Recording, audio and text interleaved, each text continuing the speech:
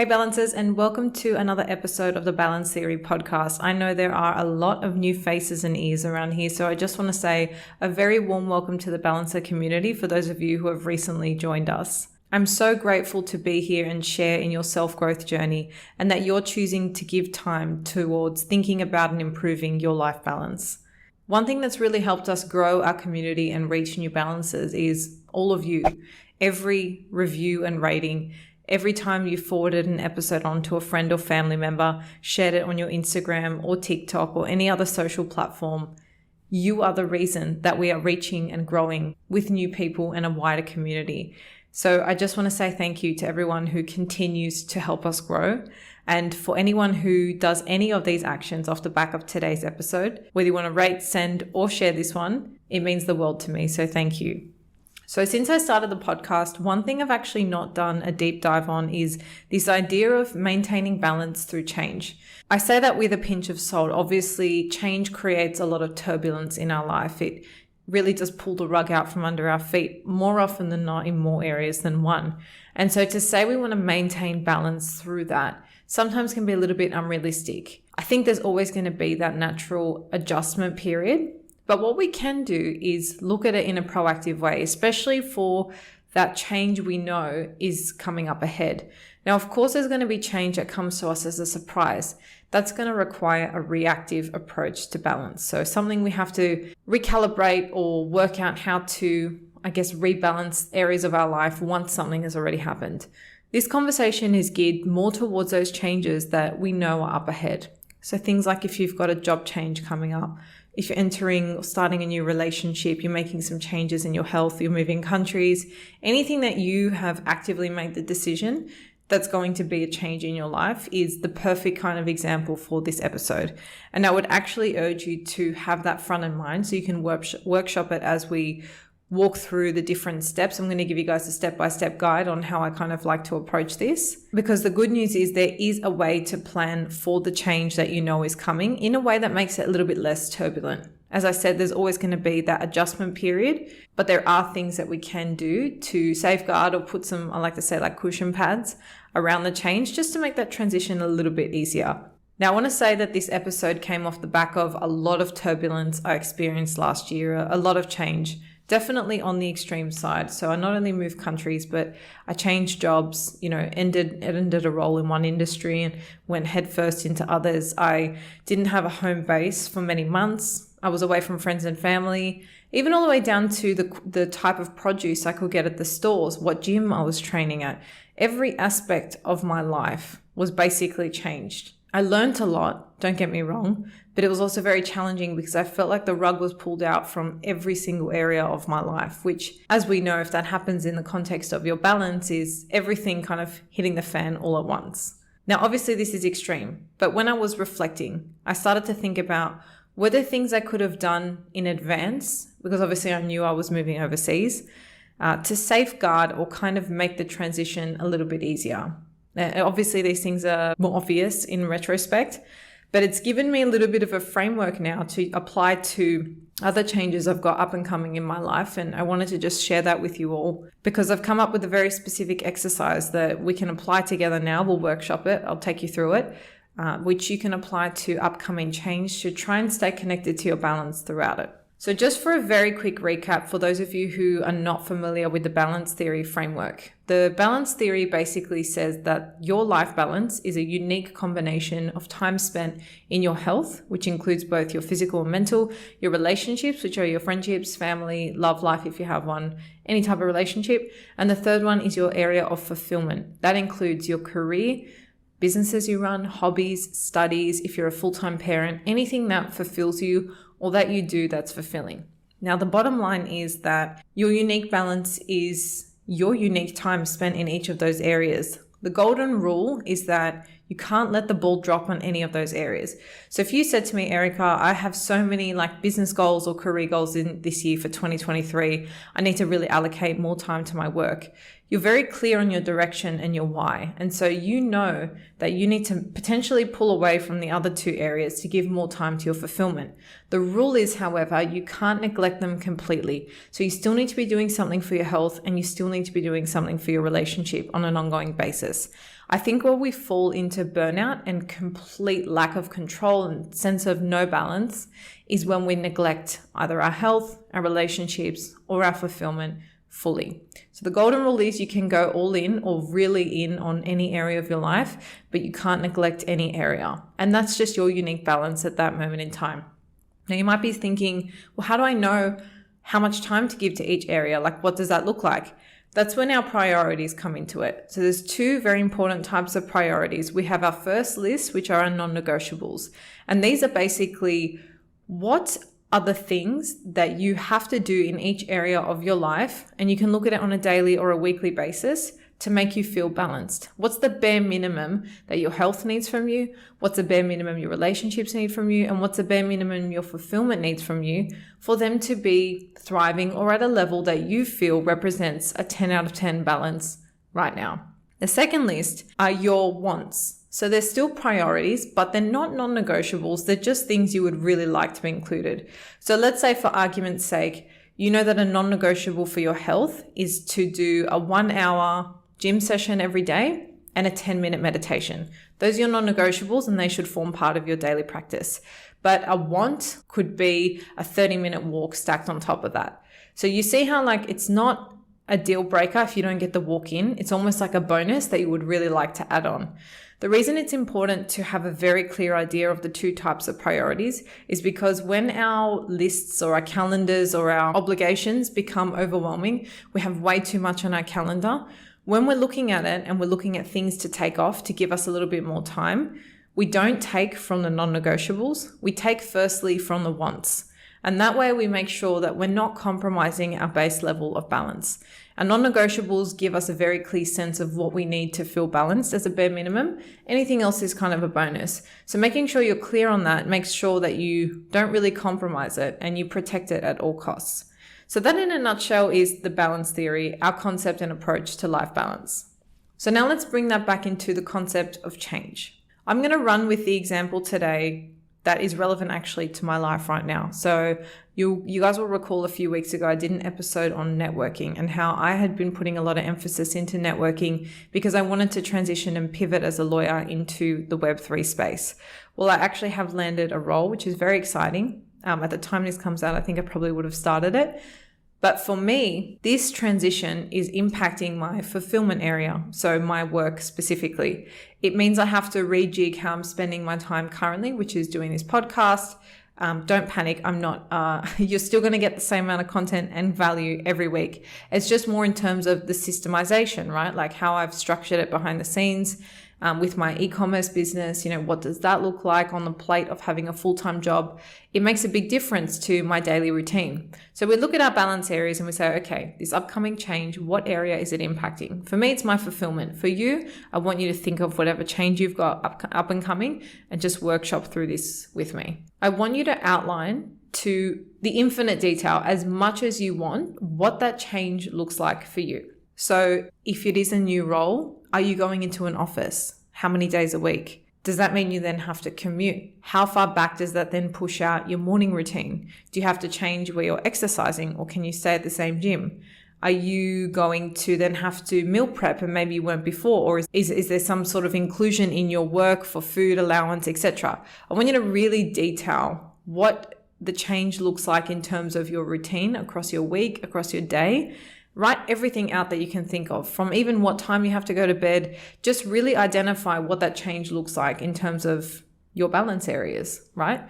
It might even mean that you originally thought that you wanted 2 nights with girlfriends, but because you have a long commute now, maybe you can only do 1. But this job's really important to you, and so that's kind of a compromise you have to make, and a way your balance needs to shift to accommodate for the change.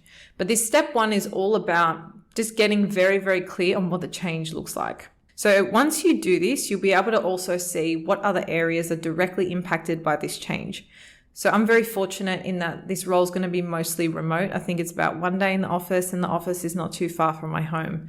But I did actually have an existing offer before I accepted this secondary one that I've now taken. It was more money, but it was going to be 5 days in the office. There was going to be a decent commute involved. And that was not something, I kind of did this analysis, right? And I thought that's going to impact my health way too much. It's going to take too much time away from my hobbies. And so that's not something I'm prepared to compromise or sacrifice in the name of more money. So once you get really clear on what your balance looks like, what your priorities are, it can also help you with decision making and making aligned and informed decisions for yourself. So this other role I've taken up, I can work from home, which gives me flexibility in how I want to spend my time. It means I can still cook myself dinner and do my housework and not feel like my time is out of my control. But just pulling it back, in this example, potentially your health is going to be impacted because you may need to change your gym or the times you're training, what time you're going to sleep. You may need to start meal prepping when you weren't before, etc. So get clear on what the categories are, which areas are being impacted, and then you're ready for step 2. So once you've got a list of all the areas that are being impacted and you've kind of identified what may need to give a little. So for example, maybe you need to go to sleep a bit earlier or train a bit earlier, etc. Once you've kind of got that mapped out, what the change practically looks like, step 2 is all about deciding, okay, we can see that these are the areas that are going to be impacted. Where can we bring in some balance or cushion pad around that transition area to create a little bit more support before the transition comes? So the goal here is you want to avoid upheaval in too many areas of your life all at once, because that can feel very chaotic. And to be honest, most of the time when change happens, it does feel that way. But I think if you've mentally prepped for this in a way, you can just try and cushion pad or provide that support at a level that feels comforting to you. At least there's an element of no surprises, right? As far as we know at this point in time anyway. And by the way, there's no right or wrong here. So let's say, for example, I took that job, then I needed to do a 5-day commute, which I haven't. But let's just say I took it. That would have meant that my health area would have been impacted because my day would have had to start a lot earlier, just given the time I would have needed to commute into the city. So what we do from here is we consider options. So we say, okay, I can either still train at my same gym, just train a lot earlier, which means I have to sleep earlier the night before too. Or I can do the commute first thing in the morning and change my gyms and go somewhere closer to work so that I'm not rushing and I'm working out closer to where I'm working. Those are your options, right? You need to sit down and think about what is going to make me feel more balanced. If this was me personally, I think that sticking to the same gym somewhere I'm familiar with and comfortable with, even if it means I have to get up a little bit earlier, is probably would be an option for me that makes me feel most balanced, especially going into change. And then potentially once I'm more comfortable with the commute and the job, I may look to move at a gym closer in the city. You might say that I don't want to be in a rush before I get to work. I want to know that I'm already in the city and kind of like don't have to move around too much. So for me, feeling more balanced would be actually moving gyms and knowing that I'm close to work. So this Q&A is not something that I can answer for you. It's something where you need to identify, okay, what is the area that's being impacted? That's step 1. And step 2, we go, what are the options I have off the back of that area being impacted and which one makes me feel most balanced? So what I would really encourage you to do is look at all the things you've listed that are going to be impacted by that change. Some things are going to be unavoidable and that's granted with any change, but there are going to be things that you have choices and options with. Yes, they'll require a little bit of compromise and a little bit of flexibility in other areas, but it's still a way for you to provide a little bit of an anchor or ground yourself to say, hey, I know that me staying at the same gym is going to give me the most sense of peace because it's something I don't need to think about. Or I know that being close to work where I'm training is more important and I'd rather sleep. So have a little think about all the things you've identified with your up and coming change, list your options and ask yourself, what's going to make me feel most balanced? And you're not tied to this answer either. It's something where you can say, that's probably just going to help me while I'm getting used to the transition.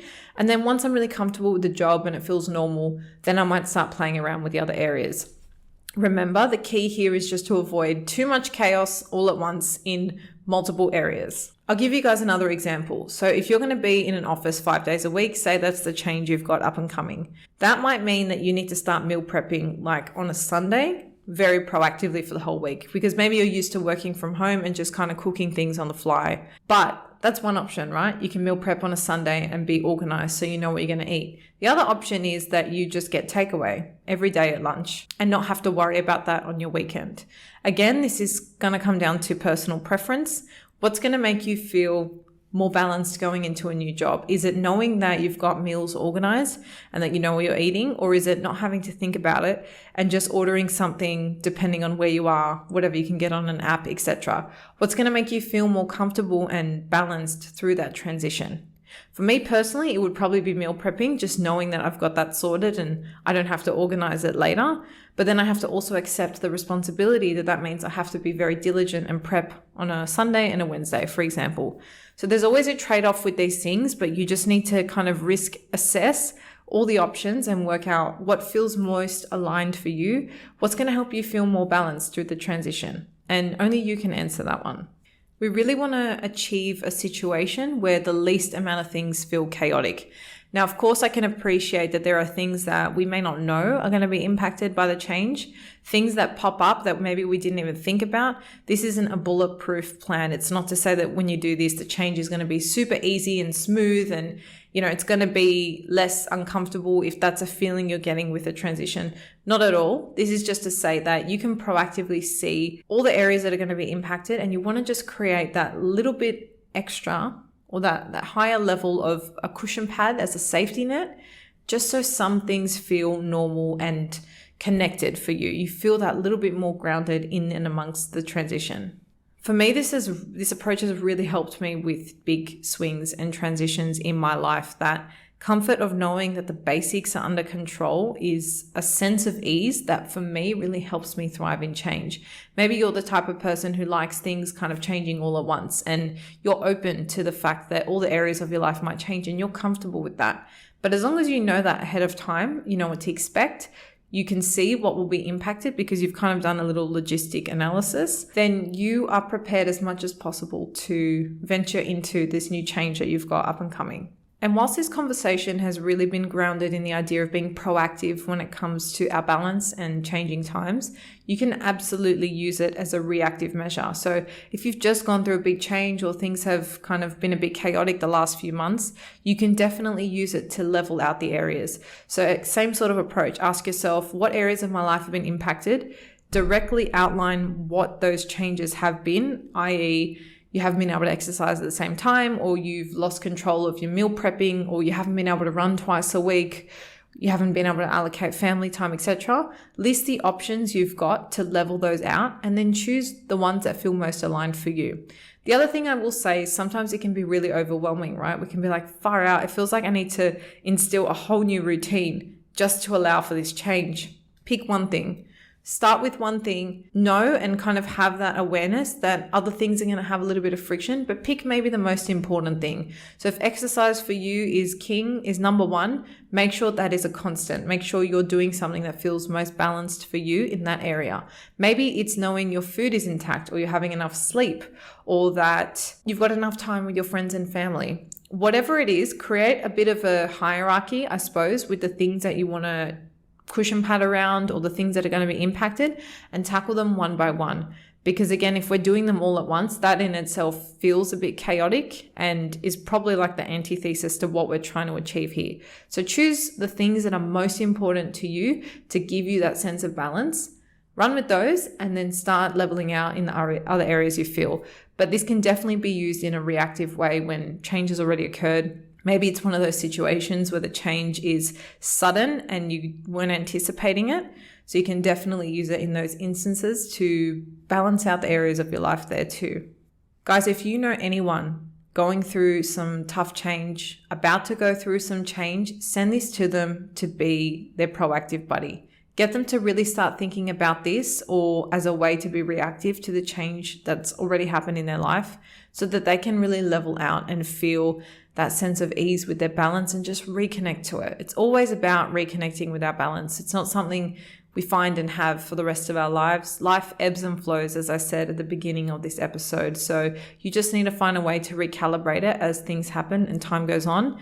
And I always love when I get a potty recommendation from a friend of mine. It's always like they know exactly what I need to hear in that moment. So be that friend for your friend or your sister or your mum or your brother.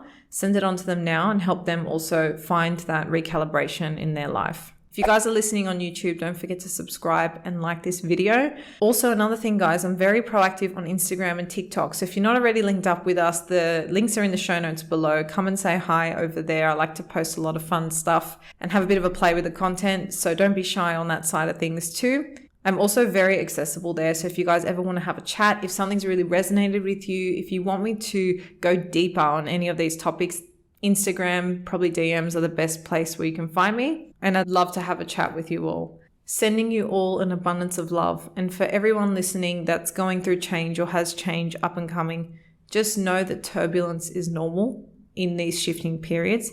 But with a little bit of strategic planning, like what we've done today, we can keep balance front of mind. I'll see you guys all on Monday for another guest episode. And until then, stay balanced.